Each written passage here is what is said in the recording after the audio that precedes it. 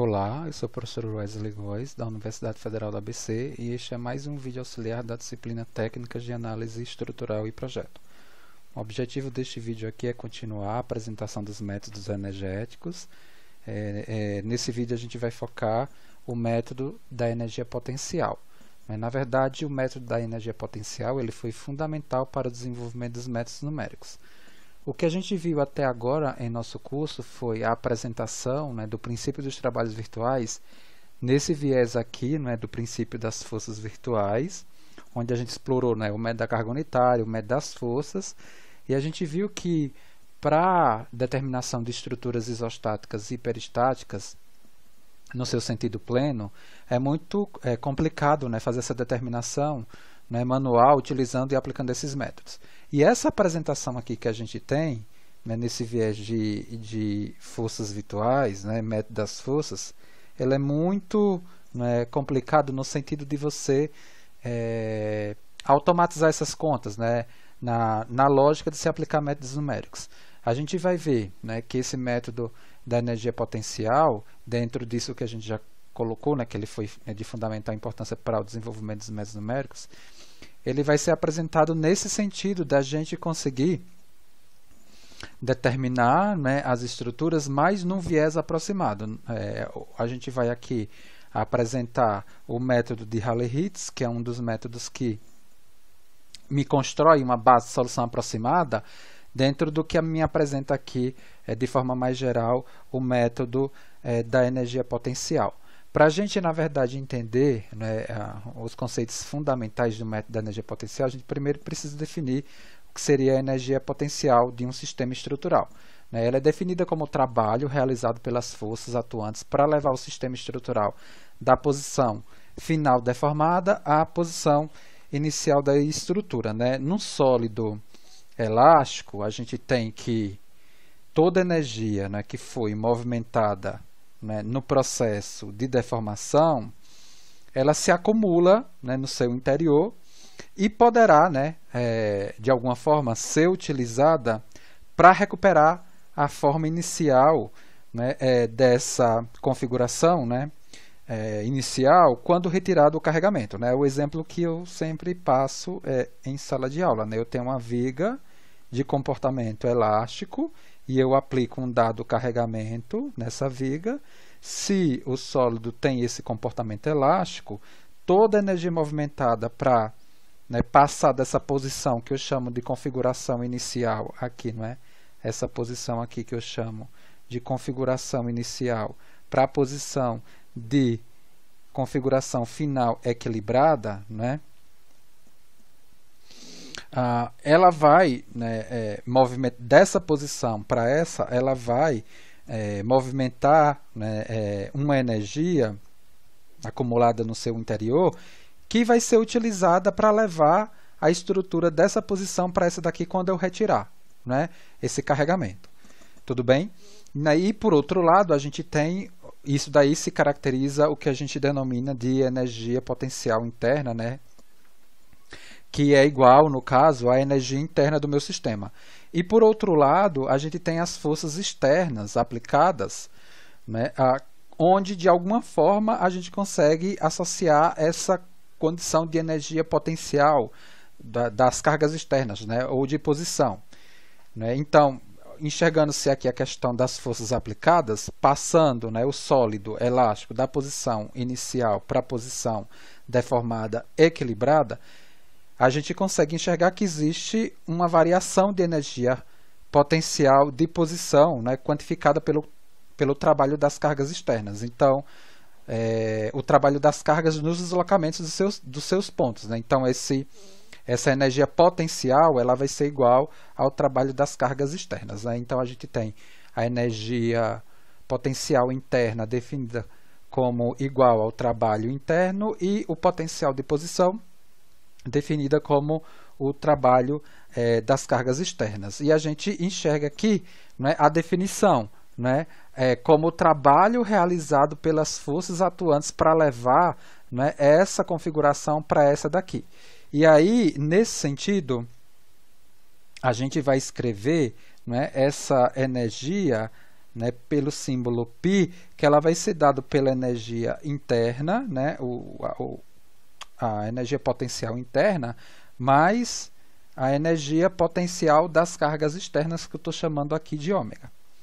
Essa energia potencial aqui, que é esse ômega daqui, ela vai ser dada justamente por menos o somatório, né, de todas as cargas externas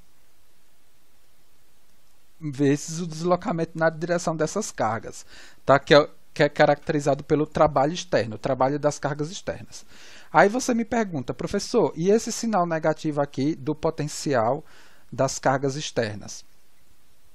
Esse sinal aqui negativo, ele indica que cada, né, força realiza trabalho negativo ao retornar, né, da posição carregada para a posição inicial, né, visto que o que a gente tem aqui, né, no caso, o trabalho, na verdade, o deslocamento, na verdade, é esse valor daqui, né, que eu vou chamar aqui de V, tá? Nessa direção aqui, que eu vou chamar y positiva. Quando eu levar, né, essa estrutura daqui para cá, como está me dizendo aqui a definição, né, que é o trabalho total, né, o trabalho realizado pelas forças para levar o sistema daqui, né, para cá, esse trabalho é em cima de um deslocamento ao contrário da direção inicialmente, né, que foi estabelecida a partir da saída da configuração inicial para a configuração, né, final. Né?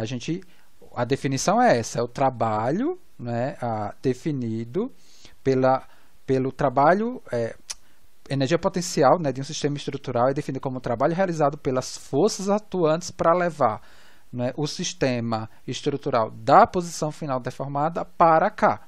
Né? Ou seja, estou levando daqui para cá, ou seja, essa carga gerando um trabalho em cima desse deslocamento, no sentido contrário ao que originalmente essa carga me deu para levar, né, da posição inicial, né, da configuração inicial para a configuração deformada. A gente tem que focar aqui na definição. Veja que esse ômega daqui, ele não tem, né, o meio multiplicando, né, nesse segundo membro aqui da definição da energia potencial, pois ela é o trabalho das cargas atuantes com seus valores finais. Veja, qual é a definição? O trabalho realizado pelas forças atuantes para levar o sistema daqui para cá. Então, quando eu venho nesse sistema estrutural, aplico essa força e levo, né, dessa configuração para cá, né, essa força ela já está né, no seu valor final aqui nessa posição. E quando ela é movida daqui para cá, ela já está, ou seja, quando eu vou quantificar o trabalho dela, né, puxando esse sistema daqui para cá, o valor final dela já está aqui. Ou seja, eu não preciso colocar o meio. Então, por isso que eu não tenho o meio aqui nessa condição. Tá?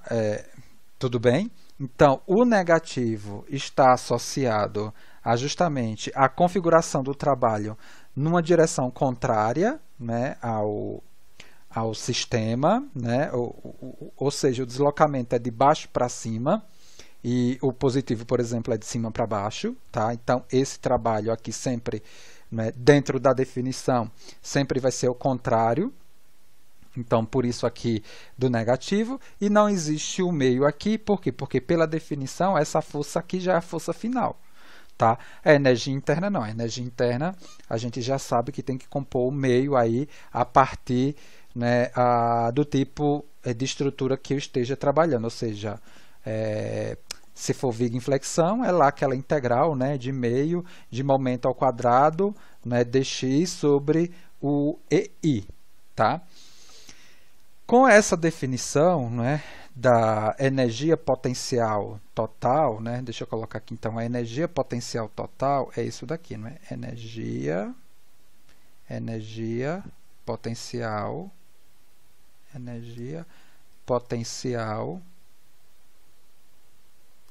total do meu sistema, que é dado pela parcela interna mais a parcela das cargas externas, definido aqui, né, dentro da definição original que a gente deu aqui da energia potencial de um sistema estrutural. O que a gente vai fazer aqui, né, no sentido de aplicação dos métodos numéricos, é justamente enxergar o princípio da mínima energia potencial total. Então, vamos aqui estudar o princípio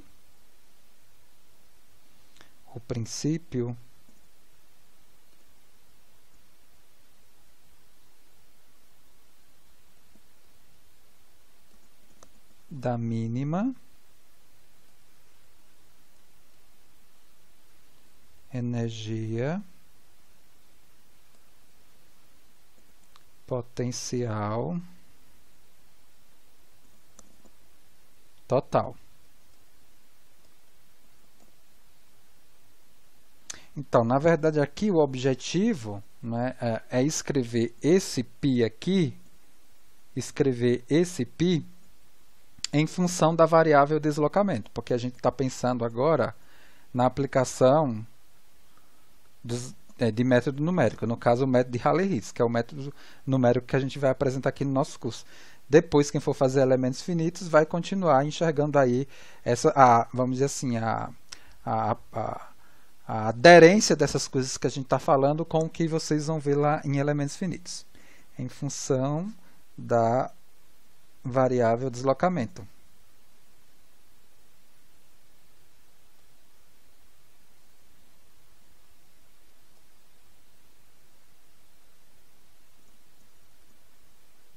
Que vai ser incógnita a se determinar, porque do que a gente já mostrou aqui no curso, né, utilizando o método das forças, a incógnita a se determinar eram os esforços, né? Incógnitas a determinar. É daí que vem o método de Rayleigh-Ritz,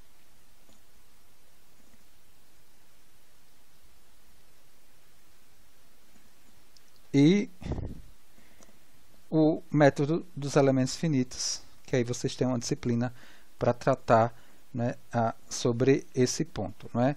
Então, o princípio da mínima energia potencial, ele me diz o seguinte, ó, né, a variação, né, a derivada de π em relação a esses deslocamentos aqui, ele vai ser dado, né, pela derivada da energia de deformação em relação a esses deslocamentos aqui, né, menos os deslocamentos, né? É só você olhar aqui, ó, que essa expressão daqui do π, né, ela é função de U e de ômega, e o ômega é o trabalho das cargas externas. Então, como eu vou derivar isso daqui em relação ao deslocamento, a derivada disso daqui em relação aos deslocamentos é o valor da carga, tá? Então, perfeito. Então, vamos colocar, né? Eu estou escrevendo isso daqui como derivada, né, na verdade, mas a gente teria que trazer aqui elementos do cálculo das variações, que não tem objetivo aqui, né, não faz sentido aqui no nosso curso, né, então a gente simplifica isso daqui como se fosse, né, a derivada. E esse princípio, né, ele me fala o seguinte, né, que é o primeiro princípio variacional, né, em um sólido, né, elástico, sujeito a forças externas, conservativas, na configuração real ou equilibrada, apresenta primeira variação nula, ou seja, estacionária. A gente vai chegar nisso a partir do método de Castiliano, né, do teorema de Castiliano, a gente vai conseguir chegar, né, na prova desse primeiro princípio, né, variacional, né, do princípio da mínima energia, tá? Com relação a qualquer variação, né, que a gente dê aqui do campo de deslocamento. E o segundo princípio variacional aqui a gente consegue enxergar que esse extremo aí é um mínimo, né? Por isso que é o princípio da mínima energia, né? Que no caso, em um sólido elástico, linear, sujeito a forças externas conservativas, né, no âmbito das pequenas deformações, na configuração de equilíbrio, esse funcional aqui, π, tá, apresenta a segunda variação positiva, caracterizando o valor de π, né, como um mínimo em relação a qualquer variação do campo de deslocamento, né? Então, na verdade, o primeiro, né, princípio, que é o que a gente está provando aqui, ele exige o cálculo da variação, né, da primeira variação do funcional, só que aqui a gente vai tratar como derivada, tá? A gente não vai, né, para simplificar aqui, a gente não vai trazer aqui elementos do cálculo das variações, tá? Então aqui a gente tem a derivada de π em relação a qualquer deslocamento incógnito, né, VI. No caso aqui, né, o que a gente tem, né, do teorema de Casteliano é que a derivada da energia de deformação em relação a uma dada carga I me dá o deslocamento naquela direção. E a gente tem, né, uma segunda apresentação, né, do teorema de Casteliano, que é justamente o dual, né, que a derivada da energia de deformação em relação ao deslocamento numa dada direção me dá a própria carga naquela direção. Então, é em cima, né, dessa outra definição, dessa outra apresentação do teorema de Casteliano, que a gente consegue, veja, isso daqui é igual a PI, né, e PI menos PI dá zero, que é justamente, né, esse primeiro princípio variacional, né, ou seja, em um sólido elástico, sujeito às forças externas conservativas, na configuração equilibrada, apresenta a primeira, né, variação do funcional como nula, né? Esse é o princípio e a gente provou aqui minimamente utilizando os elementos que a gente já tinha desenvolvido aqui no nosso curso. E esse resultado agora, né, da derivada do funcional, né, energia potencial igual a zero, pode ser aplicado, né? Ele pode ser aplicado a cada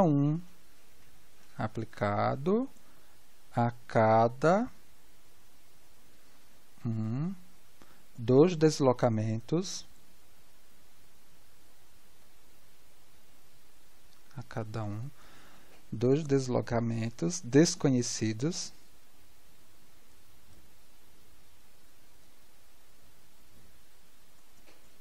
formando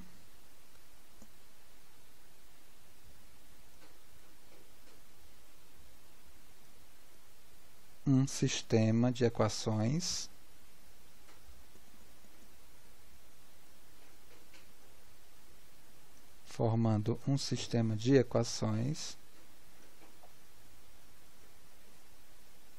cuja solução são os valores do deslocamento, né? Cuja solução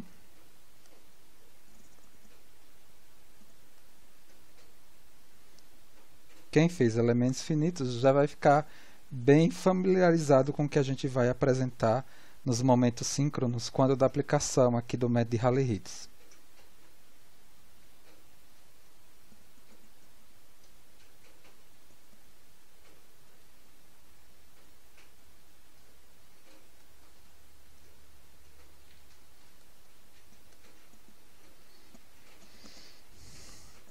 E o que a gente sabe também, não é que, né, no caso de equilíbrio estável, né, a gente tem aí algumas configurações de equilíbrio, né, equilíbrio estável, instável e indiferente. Mas para a situação de equilíbrio estável, a energia potencial total ela é um mínimo, e também do segundo princípio, né, variacional. Né, a gente pode chegar nessa conclusão, né, que a segunda variação do funcional ela me dá um valor positivo e, consequentemente, o valor é um mínimo, né? Mas a gente também tem essa condição a partir, né, do que eu coloquei, né? Para equilíbrio estável,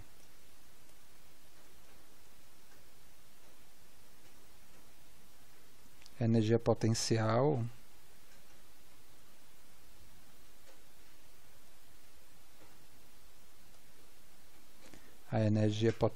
ela é mínima.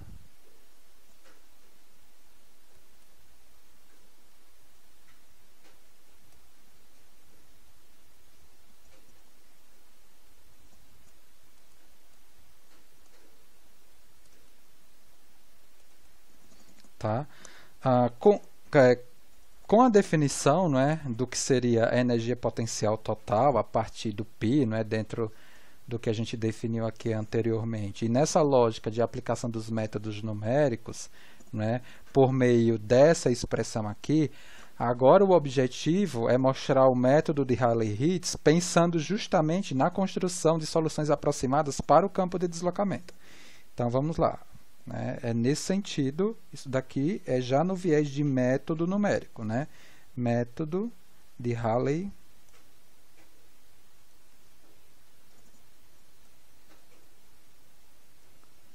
Então, o que é que esse método faz? Ele utiliza o princípio da mínima energia potencial que a gente descreveu anteriormente. Então, ele parte do princípio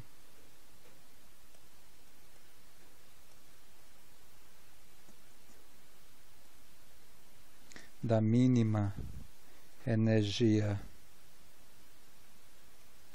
potencial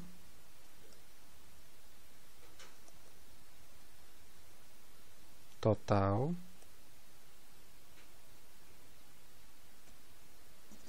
para desenvolver uma poderosa ferramenta, né, no sentido de resolver, né, estruturas, né, no viés aproximado. Justamente de que forma?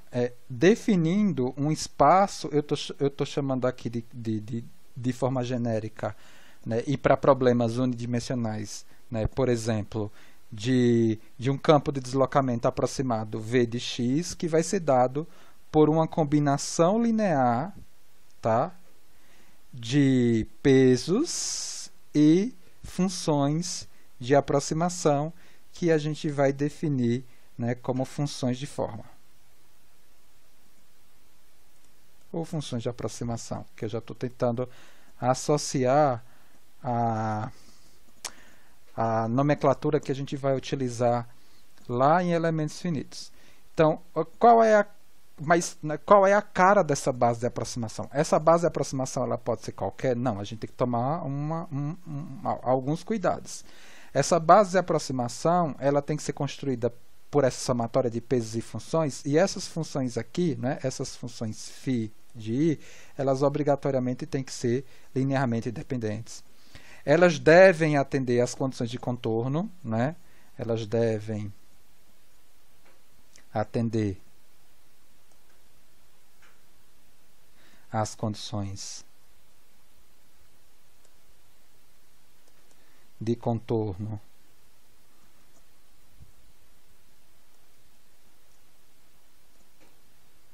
essenciais.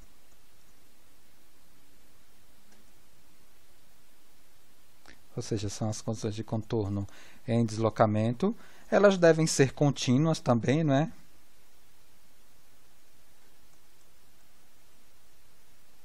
Até uma ordem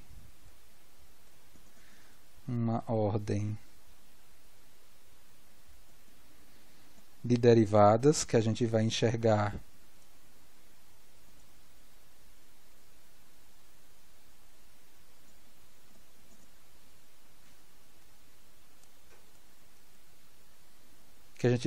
em cada problema que a gente vai aplicar, né, esse método aqui nos problemas, né, de barra e de viga, né, escrevendo, né, esse π, enxergando essa lógica da primeira variação de π em relação, né, aos deslocamentos que a gente vai ver aqui nas aplicações do método de Rayleigh-Ritz, né, a variação do π em relação a V passa a ser a variação de π em relação a cada um dos alfas que compõem a aproximação do campo de deslocamento. E aí, nessas aplicações a gente vai ver, né, quais as caras que a gente pode dar para essa base de aproximação, né, para esse fim, no sentido, né, de ser linearmente independente, atender às condições de contorno essenciais e, né, atender também às exigências de diferenciabilidade, né, que a gente vai ver que aparece no π, né, e também